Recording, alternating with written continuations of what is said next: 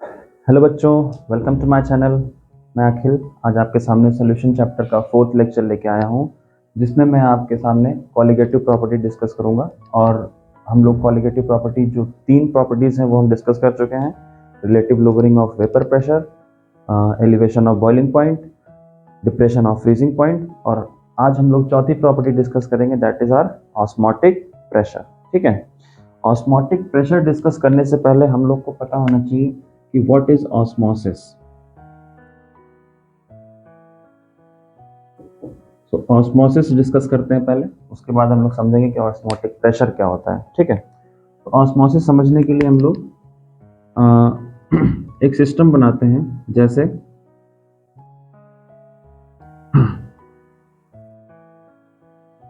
मान लीजिए ये हमारे पास कोई 2 चैम्बर्स हैं जिनको हम लोगों ने सेपरेट कर दिया है बाय यूजिंग अ मेम्ब्रेन। एक मेम्ब्रेन लगा दिया मैंने बीच में। ठीक है। इस मेम्ब्रेन को बोलते हैं सेमी परमिएबल मेम्ब्रेन। क्या बोलते हैं? Semi permeable membrane. शॉर्ट में हम लोग लिखते हैं इसको SPM। ठीक है। अब हमें क्या करना है, अब हम लोग को इसमें 2 चीजें फिल करनी है। सपोज हमने एक तरफ कोई डाइल्यूट सॉल्यूशन ले लिया। क्या ले लिया? Dilute solution. और दूसरी तरफ कॉन्सेंट्रेटेड सॉल्यूशन ले लिया। ठीक है। These two solutions are separated by a semi-permeable membrane। अब पहले क्या करते हैं, हम लोग समझते हैं कि what is semi-permeable membrane। अगर शॉर्ट में समझा जाए तो semi-permeable membrane क्या होता है? एक ऐसी membrane, the membrane which allows only solvent particles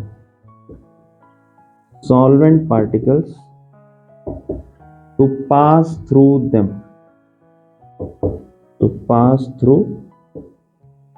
membrane है तो पास थ्रू इट। ठीक है। ये एक ऐसी मेम्ब्रेन है जिसमें से सिर्फ सॉल्वेंट के पार्टिकल्स पास हो सकते हैं, सोल्यूट के पार्टिकल्स पास नहीं होंगे। ठीक है। तो अभी हम लोग क्या कर रहे हैं, हमारा केस क्या था, हमारे पास डाइल्यूट सोल्यूशन है और एक तरफ कॉन्सेंट्रेटेड सोल्यूशन है। और एक केस हम लोग और बना लेते हैं। सपोज यहाँ पर भी हमने एक SPM लगा दी है। ठीक है। This is SPM। और यहाँ पे हम लोगों ने सॉल्वेंट ले लिया है, सपोज सॉल्वेंट, और एक साइड पे ले लिया है सॉल्यूशन। ठीक है। डाइल्यूट सॉल्यूशन का हो गया मतलब लो कॉन्सेंट्रेशन,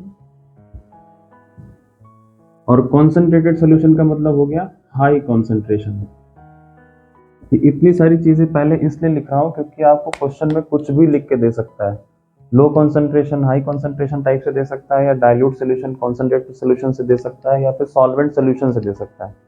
तो अगर हमने एक चैम्बर में SPM से सेपरेट करके डाइल्यूट सॉल्यूशन और कॉन्सेंट्रेटेड सॉल्यूशन को रखा हुआ है, तो यहाँ पे क्या होता है, हमारे जो डाइल्यूट सॉल्यूशन मतलब लो कॉन्सेंट्रेशन वाला जो साइड है, यहाँ से हाई कॉन्सेंट्रेशन वाले साइड की तरफ सॉल्वेंट का फ्लो, किस चीज का फ्लो? सॉल्वेंट का फ्लो अपने आप चालू हो जाता है। किस चीज का फ्लो चालू हो जाता है? सॉल्वेंट का। ठीक है। और अगर सॉल्वेंट सॉल्यूशन हमने सेपरेट किया तो यहाँ पर भी क्या होगा, सॉल्वेंट साइड से सॉल्यूशन के साइड किसका मूवमेंट शुरू हो जाएगा? सॉल्वेंट का। ठीक है।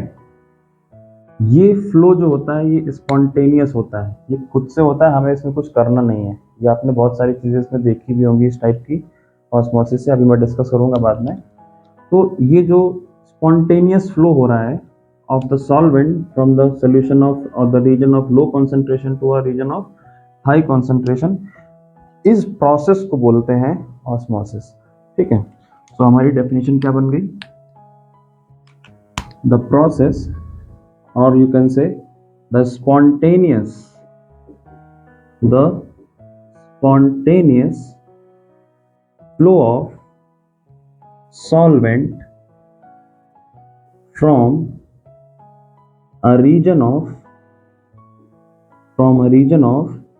low concentration means dilute solution sorry solvent नहीं, सॉल्यूशन, डाइल्यूट सॉल्यूशन और from solvent side to a region of high concentration. High concentration को हमने लिखा है कॉन्सेंट्रेटेड सॉल्यूशन थ्रू, ये चीज बहुत जरूरी है, किसके थ्रू होके जा रहा है ये, through SPM, semi permeable membrane, is called osmosis. ठीक है, तो ये हमारी हो गई ऑस्मोसिस की डेफिनेशन। इसमें क्या हो रहा है कि डाइल्यूट सॉल्यूशन से कंसंट्रेटेड की तरफ या फिर सॉल्वेंट से सॉल्यूशन की तरफ हमारा जो स्पॉन्टेनियस फ्लो है, जो अपने आप फ्लो हो रहा है सॉल्वेंट का, that is called through SPM, that is called osmosis. ठीक है, अब एसपीएम के बारे में बात कर लेते हैं। एसपीएम क्या है? तो एसपीएम हमने बता दिया, ये एक ऐसी मेम्ब्रेन है जो सिर्फ सॉल्वेंट पार्टिकल्स को पास करने देती है, सॉलिड पार्टिकल्स को वो रोक देगी। ठीक है, इसके एग्जांपल्स जैसे हम लोग समझ सकते हैं एग्जाम्पल्स में आपसे दोनों पूछे जाते हैं, व्हाट इज एसपीएम और उसके एग्जाम्पल्स। तो नेचुरल और सिंथेटिक दोनों डिस्कस करते हैं। एक दो एग्जाम्पल आप याद कर लीजिएगा, पूछ लेता है आपसे। नेचुरल में जैसे हम लोग की स्किन होती है एनिमल्स या प्लांट्स में, जो आउटर स्किन होती है, इसके जो नीचे वाले जो लेयर होती है दैट वर्क्स एज एसपीएम। ठीक है, तो एक आपने सुना होगा जो बहुत ज़्यादा कॉमन है, पिग्स ब्लैडर, ये बहुत कॉमनली यूज नेचुरल मेम्ब्रेन है एसपीएम, पिग्स ब्लैडर। और बाकी आप कुछ भी ले सकते हैं। ठीक है, स्किन हमने बताया, स्किन के अंदर की जो पहली लेयर होगी वो हमारी एसपीएम की तरह काम करती है, क्योंकि अगर आप पानी डालते हो तो वो धीरे धीरे अंदर जाता रहता है, दैट इज एसपीएम। सिंथेटिक में आपके पास बहुत सारी हो सकती है, जैसे पार्चमेंट पेपर, ठीक है, सेलोफेन, और आप ले सकते हो कॉपर, फेरोसाइनाइड, ये बहुत इंपॉर्टेंट है, ये आपसे पूछी भी जाती है। ये एक सिंथेटिक एसपीएम का एग्जांपल दीजिए, इसका फॉर्मूला है Cu2 FeCN6। ठीक है, और अगला लिख सकते हैं आप, सिलिकेट्स में आते हैं, सिलिकेट्स ऑफ आयरन, कोबाल्ट और निकेल।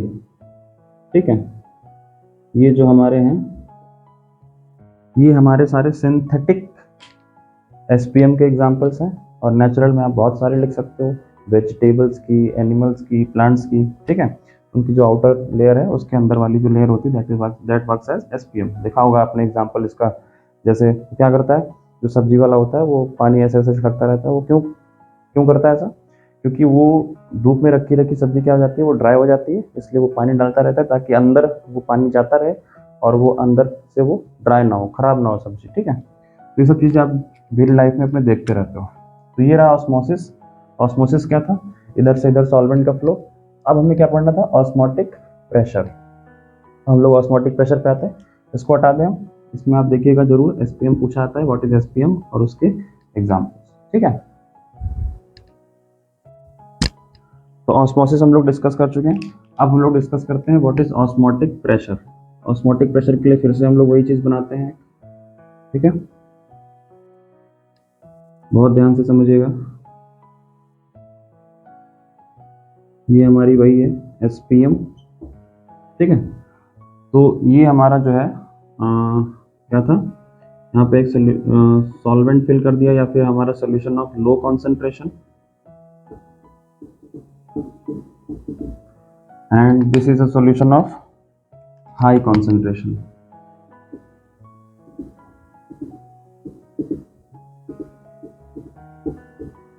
ठीक है, क्या हो रहा था, ऑस्मोसिस कैसे हो रहा था? हमारे पास जो सॉल्वेंट है, या फिर ऐसे पहले लिख देते हैं यहाँ पे, that this is a solution of low concentration, means dilute solution, and this is for high concentration, that is concentrated solution। ठीक है, हाई कॉन्सेंट्रेशन कॉन्सेंट्रेटेड सॉल्यूशन। यहाँ पे क्या हो रहा था, डाइल्यूट सॉल्यूशन से कॉन्सेंट्रेटेड की तरफ क्या जा रहा था, सॉल्वेंट। यहाँ पे लिख देता हूँ ऐसे, this is the movement of solvent.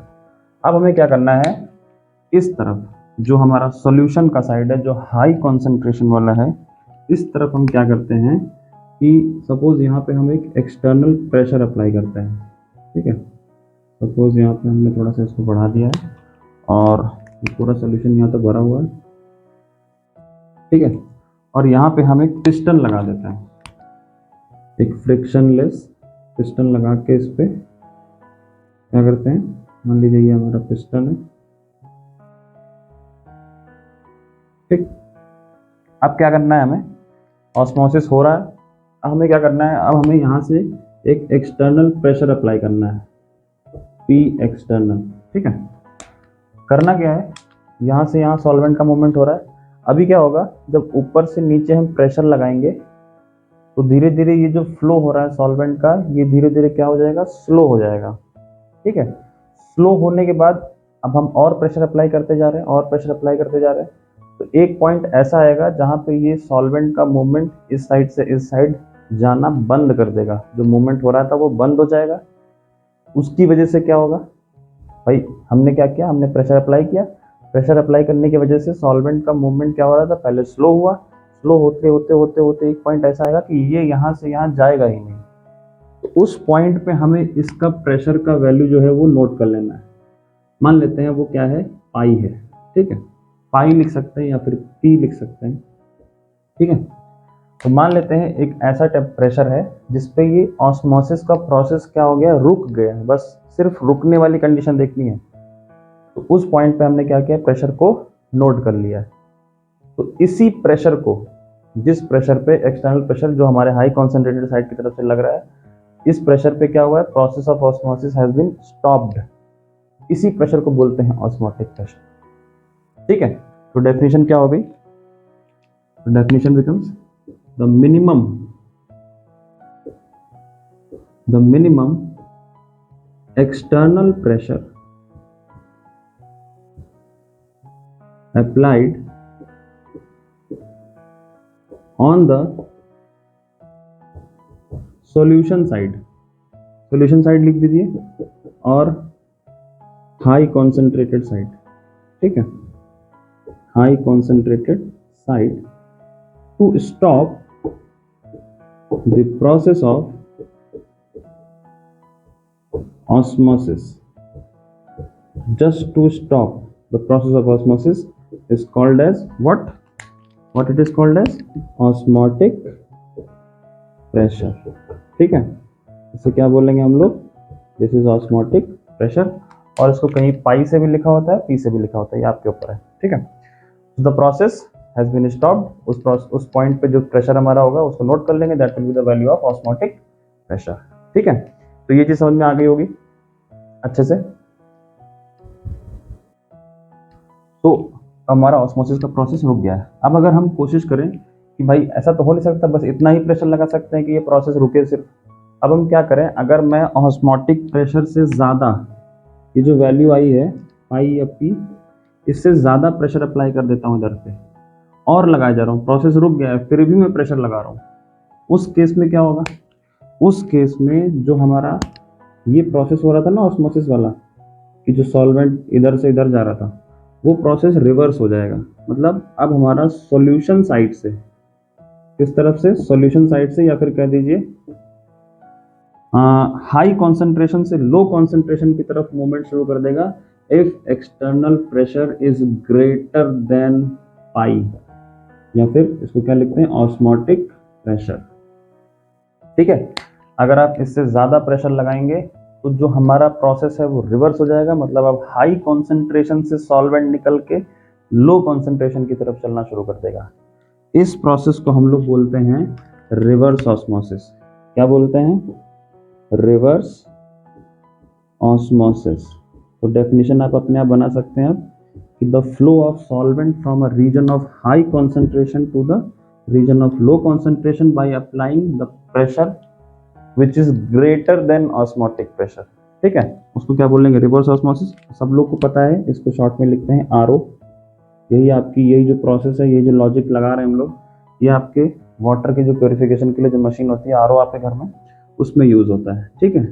और इसका एप्लीकेशन पूछा आता है तो आप सिंपल कह सकते हैं प्योरिफिकेशन ऑफ बहुत पूछा था, डेफिनेशन और एप्लीकेशन। सीबीएसई बोर्ड में तो बहुत पूछा था कि what is the application of RO, that is reverse osmosis.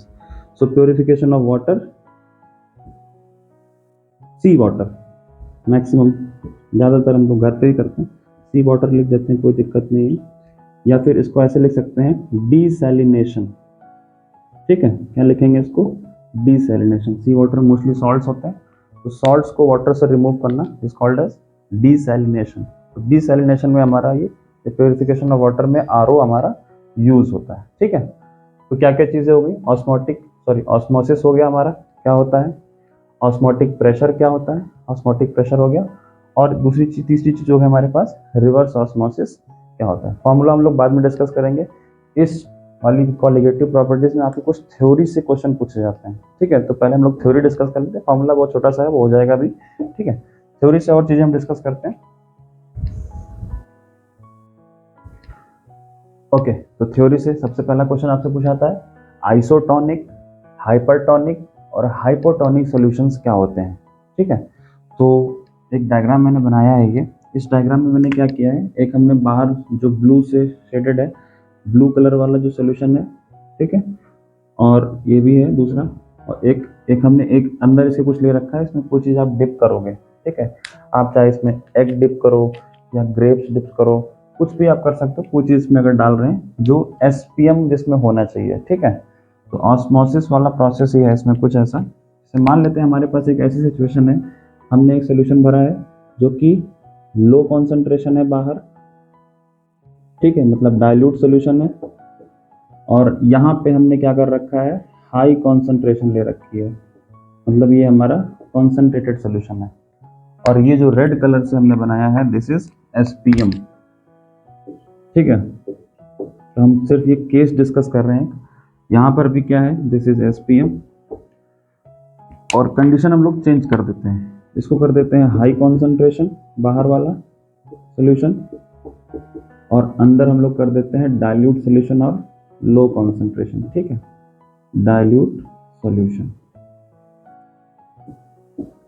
ठीक, और ये एसपीएम है।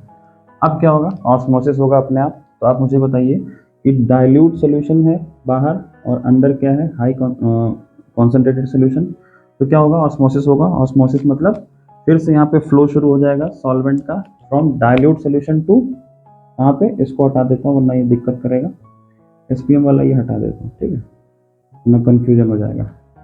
तो अब क्या करना है, डाइल्यूट सोल्यूशन रखा हुआ है, हाई कंसंट्रेटेड वाले सोल्यूशन उसमें अंदर पड़ा हुआ है, तो क्या होगा, अब बाहर से, मतलब डाइल्यूट सोल्यूशन से मूवमेंट होता है ना, तो डाइल्यूट सोल्यूशन से जो सॉल्वेंट का फ्लो है वो कहाँ होना शुरू हो जाएगा, अंदर की तरफ।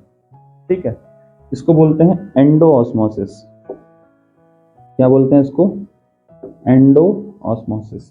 अगर हमारा जो चीज़ आपने डाल रखी है उसके अंदर जा रहा है सॉल्वेंट, अब यहाँ पे क्या होगा, सेम रिवर्स कंडीशन है, डाइल्यूट सोल्यूशन अंदर है तो यहाँ बाहर आना शुरू करेगा, अंदर वाला जो सॉल्वेंट है वो बाहर आना शुरू करेगा, तो इसको क्या बोलेंगे, एक्सो ऑस्मोसिस। ठीक है, एक्सो ऑस्मोसिस। ठीक, अब ये केस कैसे हो सकता है भाई, देखिए एंडो ऑस्मोसिस जब हो रहा होगा तो ये जो चीज़ अंदर जो रेड वाली है ये क्या होगी, ये स्वेल हो जाएगी, क्योंकि इसमें सॉल्वेंट फिल हो जाएगा ना, बाहर का जो वाटर है सपोज, तो वो क्या होगा, इसके अंदर भर जाएगा, तो ये जो चीज़ अंदर पड़ी हुई है ये फूल जाएगी, है ना। और यहाँ पे एकदम अपोजिट होगा, क्योंकि अंदर से बाहर चला जा रहा है तो ये चीज़ क्या हो जाएगी, श्रिंक हो जाएगी। ठीक है, अब एक एग्जाम्पल डिस्कस करते हैं। सपोज हमने एग लिया हुआ है, ठीक है, अब एग जो होता है, ठीक, एग में जो सपोज ये एग है, इसकी जो आउटर मेम्ब्रेन है, जैसे कैल्शियम कार्बोनेट की जो होती है, जो जिसको आप सिक्कल बोलते हो, सिंपल सी जो हार्ड हार्ड शेल होती है, उसको हम लोग रिमूव कर देते हैं। रिमूव करने के लिए क्या करना है, ऐसे फोड़ना नहीं है, कच्चा अंडा है हमारे पास, इसको आप क्या कर दो, किसी एसिड में डाल दो। ठीक है, सपोज आपने इसको हाइड्रोक्लोरिक एसिड में इस अंडे को डाल दिया है, तो वो क्या होगा, ये एसिड है, ये कैल्शियम कार्बोनेट, ये इसको कंज्यूम करना शुरू करेगा, कार्बन डाइऑक्साइड गैस निकाल के बाहर कर देगा, और आपका जो शेल है वो धीरे धीरे गायब हो जाएगा। मतलब हमें क्या करना है, इस अंडे का आउटर शेल रिमूव कर देना है, तो उसके अंदर जो लेयर होती है पन्नी जैसी, दैट वर्क्स एज एसपीएम। अब उस अंडे को जिसका शेल हमने निकाल के फेंक दिया है, अब क्या करना है, उस अंडे को आप एक सोल्यूशन में डिप करिए। ठीक है, सपोज हम लोग क्या कर रहे हैं, उस एग को इस एग को मैंने डाला दो जगह पे, जैसे मान लीजिए ये हमारा क्या है, दिस इज एक सोल्यूशन है, यहाँ पे मैंने यही वाला एग डाल दिया है, ठीक। और ये सोल्यूशन है, सपोज ये वाटर है, ठीक है। और दूसरे केस में हमने क्या किया है, इसी के बगल में बना देता हूँ, ये वाटर है हमारा, और यहाँ पे हमने मान लीजिए क्या किया है, इसी एग को हमने इसमें डाल दिया है। ये जो हमारा सोल्यूशन है, this is concentrated solution of NaCl, ठीक है। मान लीजिए नमक के कॉन्सेंट्रेटेड सोल्यूशन में हमने इसको डिप कर दिया। तो इन दोनों केसेस में क्या होगा भाई, ये दोनों सिचुएशन जो हैं कुछ ऐसी ही हैं जो हमने अभी डिस्कस किया। तो अभी क्या होगा, इस केस में जो एग है, एग वाला जो पोर्शन है वो क्या है, वो that is the region of high concentration, ठीक है। ये हाई कॉन्सेंट्रेटेड और वाटर है, तो वाटर को हम लोग बोल सकते हैं ये डाइल्यूट सोल्यूशन है। तो इस केस में क्या होगा भाई, अंदर का जो बाहर का वाटर है वो एग के अंदर जाना शुरू कर देगा, एग के अंदर जाना शुरू करेगा, और एग आपका क्या हो जाएगा, स्वेल हो जाएगा। सेम अपोजिट सिचुएशन यहाँ पर है, ये जो आपने एग डाल रखा है, इधर जो सोल्यूशन है, और यहाँ पे जो कॉन्सेंट्रेटेड सोल्यूशन रखा है, बाहर वाला जो सोल्यूशन है वो कॉन्सेंट्रेटेड है, और अंदर क्या होगा, डाइल्यूट सोल्यूशन। अब क्या होगा, यहाँ पे अंदर से बाहर आना शुरू कर देगा जो वाटर है, जो सॉल्वेंट है, ठीक है। तो यहाँ पे जो आपका एग है वो श्रिंक हो जाएगा, ठीक है, पिचक जाएगा ये। तो यहाँ पे क्या हुआ, एक्सोऑस्मोसिस, ये वाला केस हो गया, और ये क्या हो गया हमारा, एंडोऑस्मोसिस, ठीक है। तो एग वाले क्वेश्चन आपसे पूछता है। ऐसे ही आप ग्रेप्स में कर सकते हो, आप अंगूर लीजिए, किशमिश लीजिए, उसको पानी में डाल दीजिए, है ना, तो वो क्या होता है, फूल जाता है। अगर आप कॉन्सेंट्रेटेड सोल्यूशन में डालेंगे ग्रेप्स को नमक के, तो वो क्या होगा, वो पिचक जाएगा। आम का अचार जैसे आप बनाते हो, तो आम आप डालते हो ना कॉन्सेंट्रेटेड सोल्यूशन ऑफ सॉल्ट, तो उसमें क्या होता है, वो आम धीरे धीरे टाइम के साथ सिकुड़ जाता है, तो उसका पानी कहाँ जाता है, वो बाहर ही आता है, ठीक है। तो ये सब चीज़ें पूछी जाती हैं आपसे एग से रिलेटेड, और ग्रेप्स और किशमिश। तो सबका लॉजिक यही है, एंडोऑस्मोसिस और एक्सोऑस्मोसिस, ठीक है। इसको ध्यान से समझिएगा।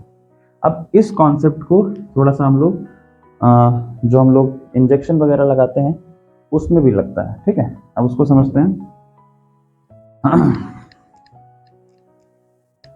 जैसे आपके पास जो जो आपकी बॉडी में जो ब्लड है, मान लीजिए ये ब्लड है, ठीक है, इसमें सेल्स हैं, RBC हैं, WBC हैं, ठीक है। तो उस मान लीजिए ये ब्लड सेल है, ठीक है, ये क्या है, ब्लड सेल, इसके अंदर भी फ्लूइड होता है। तो जो हम लोग इंजेक्शन लगाते हैं, कौन सी, इंट्रावेनस इंजेक्शंस, ठीक है, इंट्रावेनस इंजेक्शंस। तो वो क्या होती है, उसमें एक लिक्विड हम लोग डायरेक्ट वेन्स में डालते हैं, मतलब वो डायरेक्टली ब्लड के कांटेक्ट में आता है, और ब्लड के कांटेक्ट में आना मतलब हमारी ब्लड सेल्स के कांटेक्ट में भी आएगा, ठीक है। तो उसमें क्या होता है, ऐसा लॉजिक इसमें क्या होता है, अब देखो ध्यान से समझिएगा। ये जो ब्लड सेल है, इसमें मुझे कुछ चेंज नहीं करना है, जो इसकी कॉन्सेंट्रेशन है, मतलब जो इसका प्रेशर है वो उतना बना रहना चाहिए, मतलब ये ना स्वेल अप करनी चाहिए ना ये श्रिंक करनी चाहिए, वरना वो हम लोग के लिए दिक्कत वाली बात है, ठीक है। तो हम लोग जो मेडिसिन डालते हैं वो लिक्विड फॉर्म में ही है, तो क्या करना है, हमें एक ऐसा सोल्यूशन तैयार करके इंजेक्ट करना है अंदर, जिससे इसमें ऑस्मोसिस, एंडो वाला या एक्सो वाला कोई भी ऑस्मोसिस ना हो, मतलब ये जो सेल है वो क्या हो, ना तो वो स्वेल अप करे ना वो श्रिंक करे, है ना, वरना वो क्या हो सकता है, स्वेल अप करेगी तो फट सकती है, तो दिक्कत हो जाएगी वो। उसके लिए क्या होता है, जो हमारी इंट्रावेनस इंजेक्शंस की जो मेडिसिन होती है, दैट इज मेड इन अ, इसको हटा देता हूं मैं,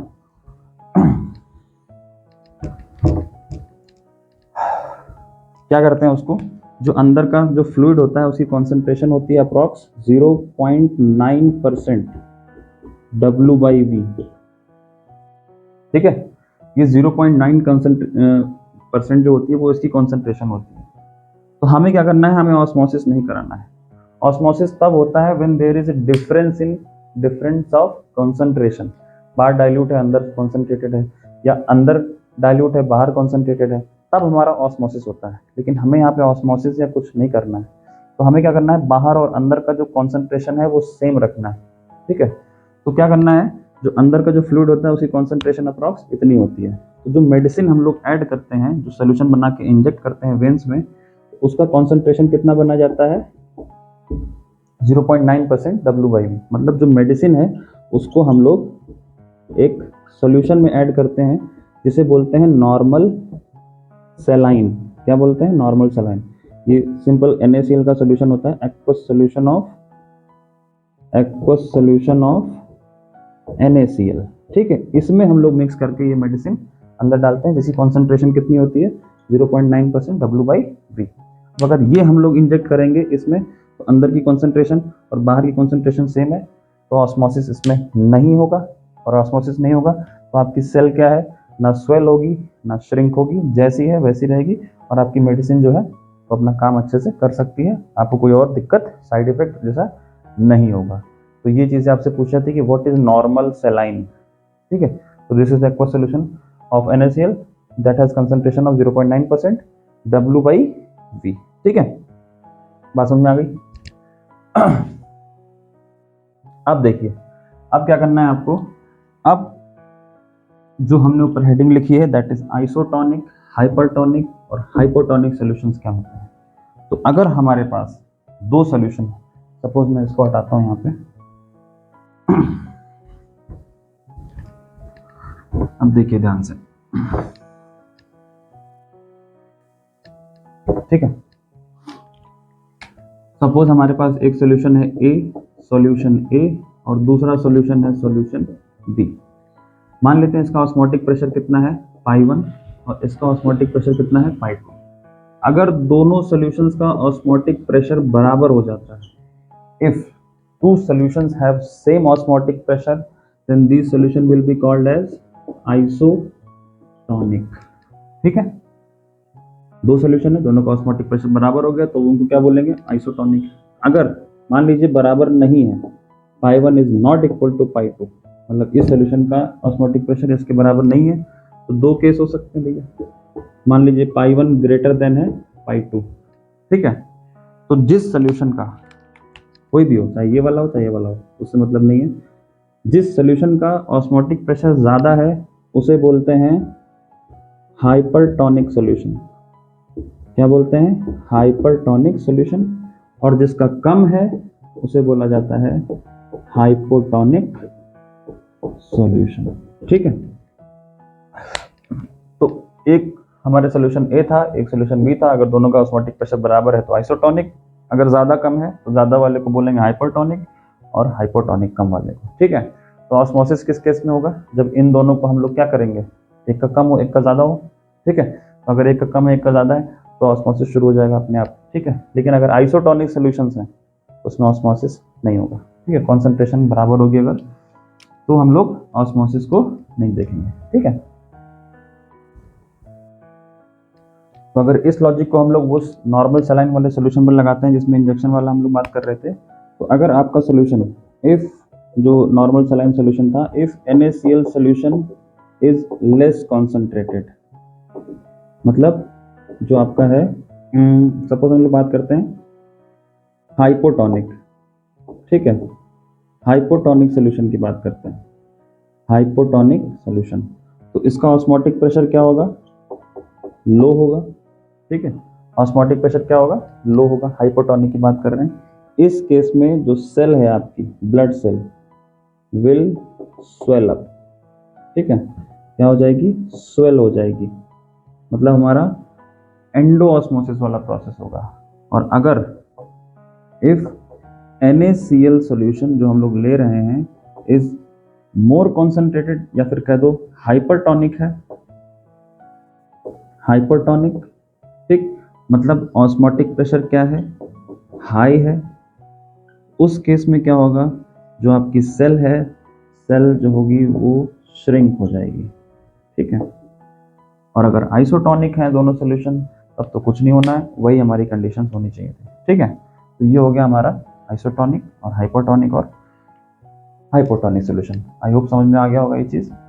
ठीक है, हम लोग अपने नेक्स्ट टॉपिक पे बढ़ते हैं आगे, जो हमारा ऑस्मोटिक प्रेशर का फॉर्मूला है।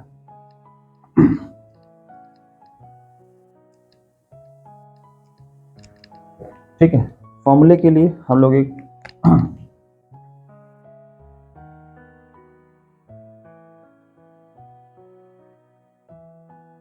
वन टॉप इक्वेशन लेते हैं फॉर डाइल्यूट सॉल्यूशंस की। इसमें देखिए, इसमें क्या है, आप लोगों ने 11th क्लास में पढ़ा होगा जो बॉयल्स लॉ है। तो बॉयल्स लॉ है, तो बॉयल्स वन टॉप लॉ से आपने वहां पढ़ा होगा कि जो बॉयल्स लॉ है that is at constant temperature. ठीक है, कांस्टेंट टेम्परेचर पे क्या होता था कि अगर आप प्रेशर की बात करें, so that pressure is inversely proportional to volume. Pressure was inversely proportional to volume. ठीक है, आप प्रेशर बढ़ाओगे तो वॉल्यूम कम हो जाएगी, है ना। और this was at constant temperature. ठीक है, अब अगर मान लेते हैं हमारा जो एक फॉर्मूला आपने पढ़ा होगा कि जो कॉन्सेंट्रेशन होती है, concentration is equal to N by V, मतलब जो मोलैरिटी होती है that is equal to number of moles of solute upon volume of solution. तो अगर मैं नंबर ऑफ मोल्स को ले लेता हूँ 1, तो C will become 1 by V। तो इस 1 बाई V को हम लोग C भी लिख सकते हैं। C means concentration. कॉन्सेंट्रेशन कौन सी वाली जो है हमारी, ये है, दिस इज मोलैरिटी। ठीक है, तो बॉयल्स के वन टॉप लॉ से हमको ये मिल गया। अब देखिए, जो हमारा दूसरा लॉ था दैट इज चार्ल्स लॉ। तो from Charles one top law,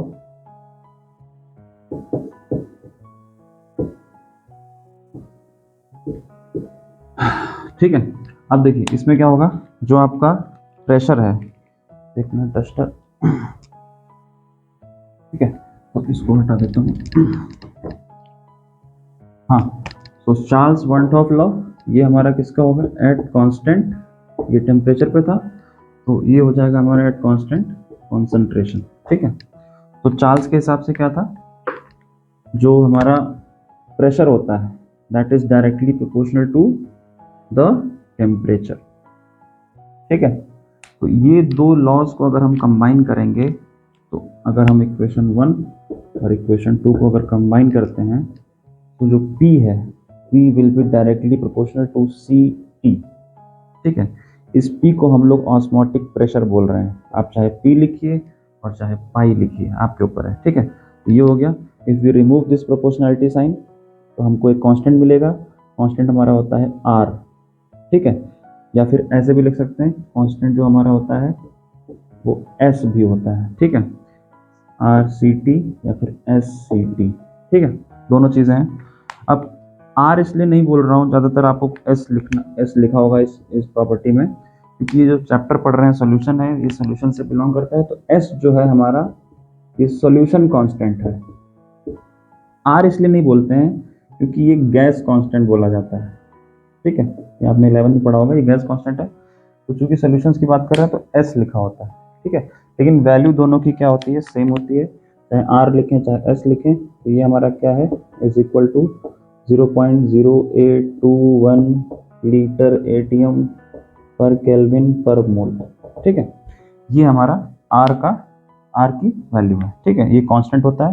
तो हमारा जो फॉर्मूला बन गया that is osmotic pressure P is equal to, अगर इसको थोड़ा सा हम अरेंज कर लें, तो this is equal to CST। ठीक है, C को अगर हम लोग ओपन करें तो C was molarity means number of moles upon volume of solution, ST। अगर N को हम लोग और ओपन करते हैं तो this becomes W into 1000 upon M into V, और ये हो गया ST। So this is your formula for osmotic pressure, that is P is equal to W into 1000 upon M into V ST। अब W क्या है, this is the wait of solute, जैसे हम लोग पुरानी प्रॉपर्टीज में डिस्कस किया है वैसे ही सब यहाँ पे भी है। W is equal to weight of solute, कितना मिलाया है, small m is the molar mass of solute, V is the volume of solution in litre, sorry ml, क्योंकि ऊपर 1000 लगा हुआ है, और ये क्या हो गया सोल्यूशन कांस्टेंट, और टेम्परेचर हमारा केल्विन में रहेगा। ठीक है, तो ये आपका फॉर्मूला हो गया फॉर द ऑस्मोटिक प्रेशर, इसी से आपको फॉर्मूला लगाने। अब ध्यान दीजिएगा, इससे पहले जो हमने प्रॉपर्टीज डिस्कस की हैं उसमें मोलैलिटी होता था, ठीक है, स्मॉल m मोलैलिटी है ना, उसमें W होता था नीचे, केजी में बैठ लेते थे, लेकिन यहाँ पे क्या है मोलैरिटी है, ये चीज़ ध्यान रखिएगा। इसी से जुड़े हुए कुछ क्वेश्चंस होते हैं, आपको पूछता है कि ये प्रॉपर्टी सबसे डिफरेंट क्यों है, जो वांट ऑफ इक्वेशन है, इसको चेंज कर देता हूँ, इसको इक्वेशन ना लिख के इसको मैं लिख देता हूँ प्रिंसिपल, ठीक है, वांट ऑफ प्रिंसिपल और डाइल्यूट सॉल्यूशन। तो वांट ऑफ प्रिंसिपल के हिसाब से जो हमारा फॉर्मूला आ रहा है that is osmotic pressure is equal to CST, ठीक है। इससे क्वेश्चन ये आता है कि ये प्रॉपर्टी बाकी प्रॉपर्टी से अच्छी क्यों मानी जाती है इन calculating the molar mass of macro molecules, जैसे प्रोटीन है, ठीक है।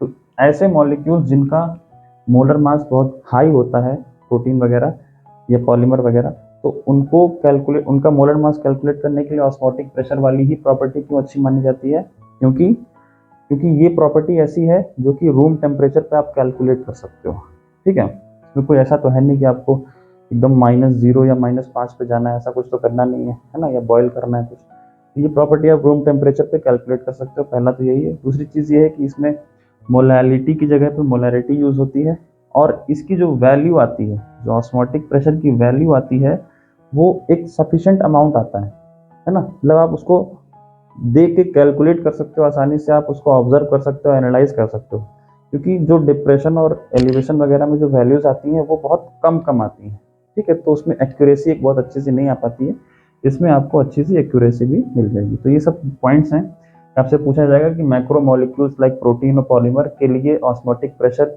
वैल्यू क्यों इंपॉर्टेंट है, या क्यों ये मेथड यूज किया जाता है for the calculation of molar masses, ठीक है। ये जितनी भी प्रॉपर्टीज हैं ये सब मोलर मासेस के लिए हैं, वैसे निकालते हैं हम लोग कुछ भी हैं, लेकिन मेन किसके लिए था, मोलर मास के लिए, ठीक है। तो ये हमारा हो गया फॉर्मूला, ठीक है।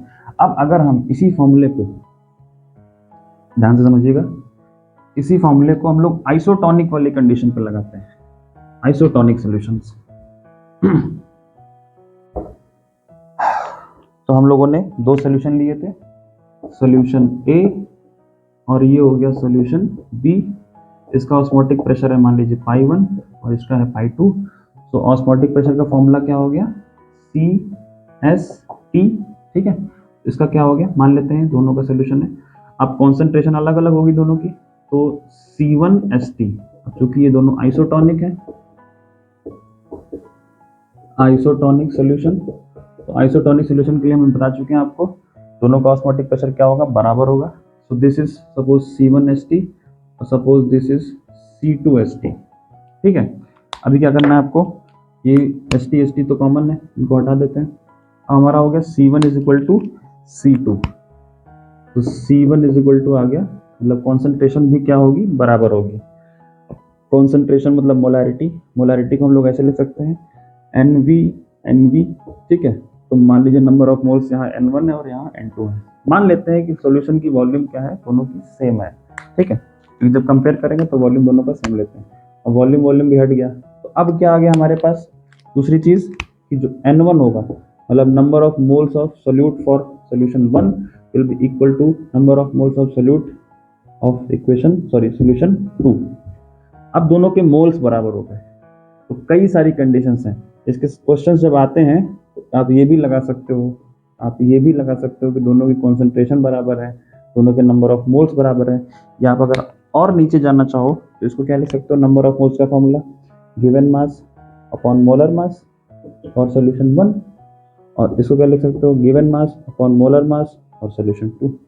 आइसोटोनिक का क्वेश्चन जब आता है तो आपको ये तीसरी, दूसरी या पहली कोई भी इक्वेशन यूज करके आपको सॉल्व करना होता है। इन चार में से 1 2 3 4, ये चार चीजें हैं, इन चारों में से कोई भी एक चीज दी जाएगी, एक चीज पूछी जाएगी, और बाकी 3 चीजें आपको क्वेश्चन में दे देगा, ठीक है। तो बड़ा आसान सा है, बोलेगा एक क्वेश्चन, एक हमारा सोल्यूशन है मान लीजिए शुगर का है या किसी का भी है, वो दूसरे के साथ आइसोटोनिक में है, तो आप मोलर मास निकालिए, दूसरे का नाम नहीं बताएगा, दूसरे सोल्यूशन का किस चीज़ का सोल्यूशन है, बोलेगा उसका मोलर मास निकाल के दिखाओ।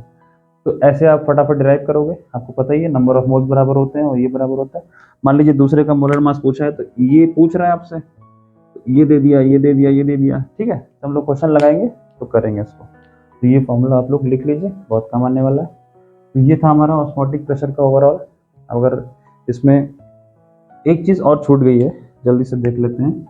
एक टर्म आता है डिफ्यूजन, इसको पहले हटा देता हूँ, नोट कर लीजिएगा आप।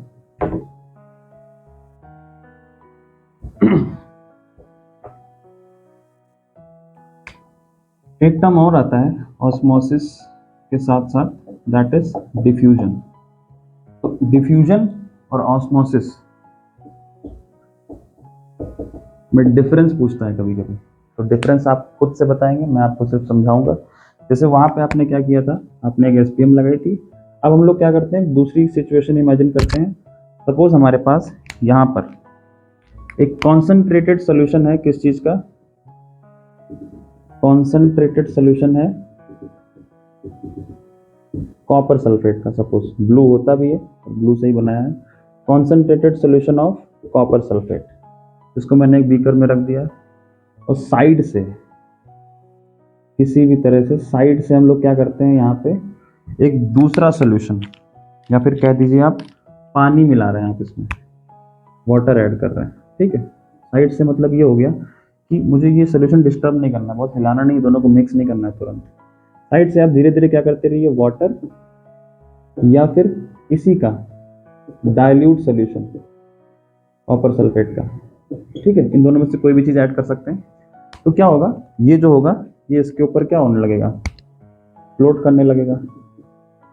फ्लोट इसलिए बोल रहा हूँ, ऐसा नहीं पूरा फ्लोट ही करेगा, थोड़ा बहुत मिक्स होना भी शुरू हो जाएगा, क्योंकि हमने बहुत ज़्यादा शेक नहीं किया इसको, ठीक है। तो अब क्या करना है, ये मिलाना शुरू किया। अब क्या होगा, आप देखोगे ये जो हमारा वाटर है ये तो ट्रांसपेरेंट होगा, ये ब्लू कलर का होता है। तो क्या होगा, ये वाटर वाला जो पार्ट है ये क्या होगा, धीरे धीरे इसमें मिक्स होना शुरू होगा। हाँ, और मिक्स होना शुरू होगा तो इसका क्या होगा, जो ब्लू कलर है, जो डार्क कलर है बहुत, वो हल्का हल्का लाइट होना शुरू हो जाएगा, ठीक है। तो एक पोर्शन हो गया हमारा डाइल्यूट सोल्यूशन मतलब लो कॉन्सेंट्रेशन, और एक तरफ हो गया हमारा हाई कॉन्सेंट्रेशन। तो वही चीज़ है, बस यहाँ पे क्या चीज़ नहीं है जो ऑस्मोसिस में थी, यहाँ पे हमने एसपीएम का यूज़ नहीं किया है, बिल्कुल नहीं। एसपीएम से सेपरेट हम नहीं करेंगे। जब दो solutions with low concentration and high concentration are kept together by any means, तो वो क्या होता है, धीरे धीरे इसमें दोनों प्रोसेस होंगे। मान लेते हैं ये सॉल्वेंट है, तो सॉल्वेंट से सॉल्यूशन की तरफ क्या चीज फ्लो करना शुरू करती है, सॉल्वेंट, मतलब सॉल्वेंट से ऊपर से नीचे क्या आएगा, सॉल्वेंट मतलब पानी आएगा, और सॉल्यूशन से मतलब जो कॉपर सल्फेट का हाईली कॉन्सेंट्रेटेड सॉल्यूशन है, यहाँ से सॉल्यूट का मूवमेंट शुरू हो जाएगा, किस तरफ, वाटर की तरफ। ऊपर से सॉल्वेंट और नीचे से सॉल्यूट जा रहा है। तो इसका मतलब ये हुआ कि दोनों चीजें आपस में मिक्स होना शुरू हो गई हैं। इसी मिक्सिंग को, ये भी स्पॉन्टेनियस ही है, इसी मिक्सिंग को हम लोग बोलते हैं डिफ्यूजन, ठीक है। जैसे गैसेस में आपने पढ़ा होगा, दो गैसेस या दो चार गैसेस को आपस में मिला दो तो थोड़ी देर बाद अपने आप मिक्स होकर डिफ्यूज हो जाता है ना, डिफ्यूजन उसको बोलते हैं। तो सोल्यूशन के लिए यहाँ पे है कि सॉल्वेंट से सॉल्वेंट मूव करेगा और सोल्यूशन साइड से सोल्यूट ऊपर जाता है। धीरे धीरे क्या होगा, ये पूरा जो है सोल्यूशन वाटर और कॉन्सेंट्रेटेड सोल्यूशन में क्या हो जाएगा, मिक्स हो जाएगा। इसका कलर फेड हो जाएगा, मतलब इसमें सारा वाटर क्या हो गया, मिक्स हो गया, है ना। अब देखे होंगे कि आप वाटर के अंदर कोई ब्लू इंक या ऐसा कुछ डालते हैं तो धीरे धीरे वो जाता हुआ है, आपको दिखता है कि कहाँ तक जा रहा है। अगर आप अच्छे से शेक कर दोगे तो पूरा मिक्स हो जाएगा, ठीक है। उसकी प्रॉपर्टीज क्या हो जाती हैं, थोड़ी कम हो जाती है, ठीक है। तो ये डिफ्यूजन है, इसमें एसपीएम आपको यूज नहीं करना है। ये प्रोसेस आप रोक नहीं सकते हो। ऑस्मोसिस को आप रोक सकते हो, आपने कहा था हम लोग ऑस्मोटिक प्रेशर लगाएंगे प्रोसेस रुक जाएगा। इस प्रोसेस को आप रोक नहीं सकते हो, अगर एक बार मिक्स कर दिया तो वो होके ही रहेगा, ठीक है। इसमें एसपीएम यूज नहीं करते, इसमें बाईलैटरल प्रोसेस है। क्या है ये, बाईलैटरल प्रोसेस है, मतलब ये दोनों तरफ हो रहा है। और ये कैसा प्रोसेस होता है, यूनिलैटरल, एक ही डायरेक्शन में होता है ना, ये दोनों डायरेक्शन में होता है तो इसको बाईलैटरल बोलते हैं, ठीक है। ये आपको सॉल्यूशन और गैस दोनों में देखने को मिलेगा, लेकिन ऑस्मोसिस सिर्फ आपको सॉल्यूशन में ही मिलता है, ठीक है। तो ये सारी चीज़ें ऐसी हैं जो आपको, और एक और चीज़, ये ये low concentration to high concentration movement होता है इसमें, और इसमें उल्टा होता है, हाई टू लो होता है, ठीक है। तो ये कुछ पॉइंट्स ऑफ डिफरेंस हैं बिटवीन डिफ्यूजन एंड ऑस्मोसिस, छोटा सा क्वेश्चन कभी कभी पूछ लेते हैं, ठीक है। तो ऑस्मोटिक प्रेशर से जितनी रिलेटेड चीज़ें थी वो हमने डिस्कस कर ली हैं। अगर कुछ छूट गई हो तो आप मुझे बताइएगा कमेंट सेक्शन में, और अगर ये वीडियो अच्छी लगी हो तो लाइक कीजिए, शेयर कीजिए और हमारे चैनल को सब्सक्राइब कीजिए, ठीक है। Thank you so much.